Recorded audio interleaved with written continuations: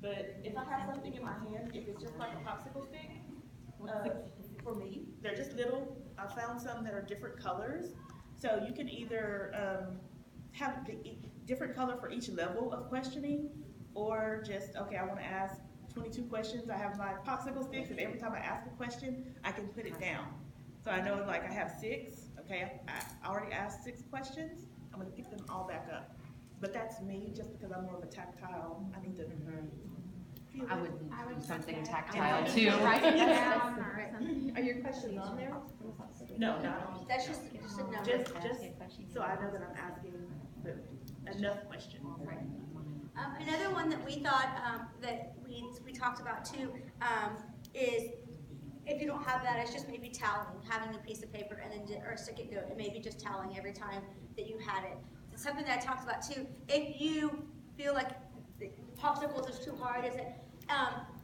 We are more than willing. We also talked about possibly if we could schedule it to come in. If you have a mini lesson, and not for the content of the mini lesson, but if you want me just to come in, hey, can you come in between 9:15 and 9:30? I'm going to do a mini lesson, and I can just sit there and just tally and then leave it, and nothing more. But this is the actual number of questions you asked in that time period, just so that you can see it.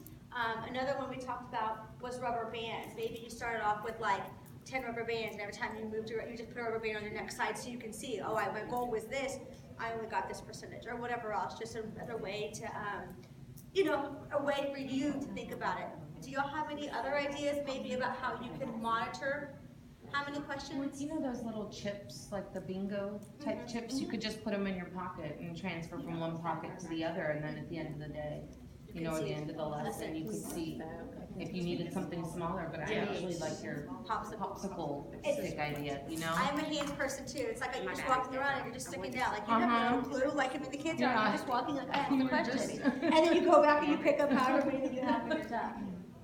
So Lindsay was so good, and she did bring some popsicle sticks, so we can kind of maybe. I have a question. Yes. Do you think it's something a little bit different from, okay, with little ones, even myself, I'll get distracted. Why are you moving those popsicle sticks? Why are you doing the rubber bands? Why are you doing?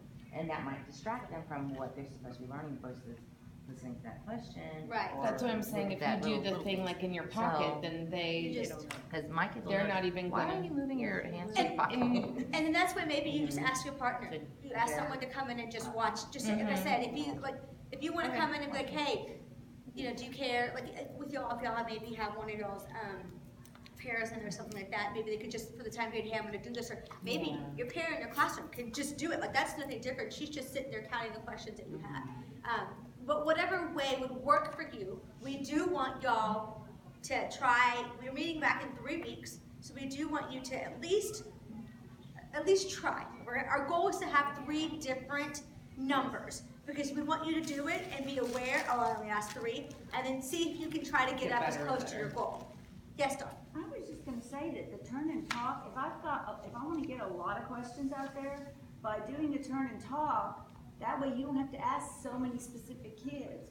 I get them to turn and talk, and like this book right here, they knew so much, the boys especially, knew so much about the characters and what's going on than I do or than the other kids. So they wanted to tell me who that is and what they do and why that happened so much that I had to say, okay, turn and talk, tell your neighbor what you know about what we're talking about right now, like zombies can't go out during the day or they get burned. So, turn and talk, tell your neighbor, and then I'd listen to a couple of them like we always done, and then I'd be like, okay, turn forward, and then I'd say, okay, in your group, what did you find out about it? What did you find out about it, Right. And they were so, because they love Minecraft, and all the characters, because I actually got it from my grandson, and he, as we were talking, was explaining stuff to me, because I don't play it. And so then I realized that the kids have this huge knowledge, this base of information about Minecraft, what they can do and not do. Right. That the kids were just, one of them couldn't stand it. He jumped up and ran around the room room saying something about one of the and I said, okay, we're gonna stop for now. Yeah. You know, because I said, we're not gonna keep going if you guys are too loud or you get too excited. You gotta turn and talk to your friends, then turn back to me, and we share. Okay, thank you, Dawn, for sharing. This is just kind of another idea. They had talked about it more for behavior, but we were thinking,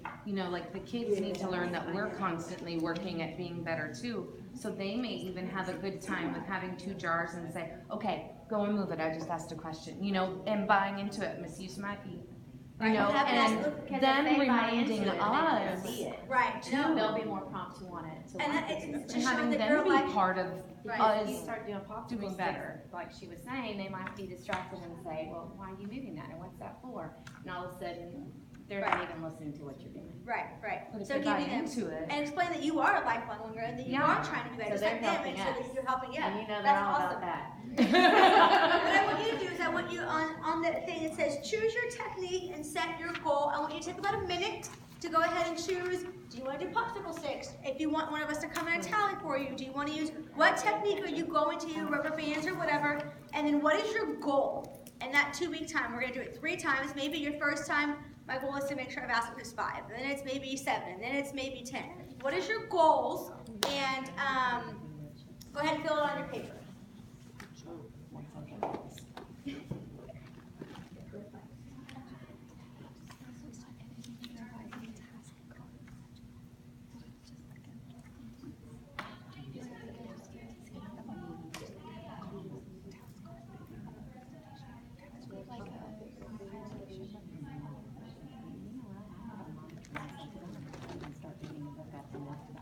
Oh, and as you're setting your goals, I just popped in my brains, your number of questions, it starts with the, your ILO.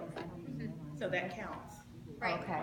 When you're going over that ILO, I it totally counts. forgot. Yeah, so when you ask those 3 questions, if you're looking at, if you're doing your ILO and you ask 3 questions in there about the product, the cognitive verb, and then the vocabulary words, that's already 3 questions right there. Your lesson has already started. You can get 3 to 5 in there also.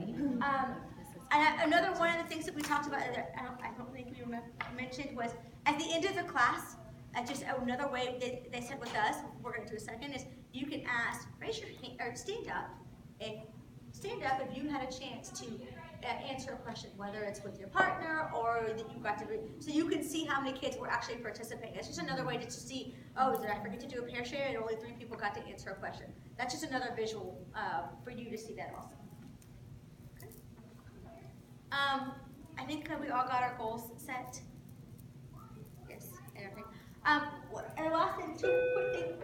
Staff, we need all car rider staff and any available floaters to help in the car rider line this morning. Thank you. I want 2 last things. I want you just to make sure that I know that this is our PLC and this is what we're doing, this is what our goal is, but if there is ways that you can be sharing, like I have with your team or somebody else, or just to, get the word out, spread what you're doing, and, because I think that we're learning a lot of good stuff. I don't know everyone's interested, but even just saying, hey, and you're planning, oh gosh, we thought about questioning a number of times, that's my new goal, or whatever else.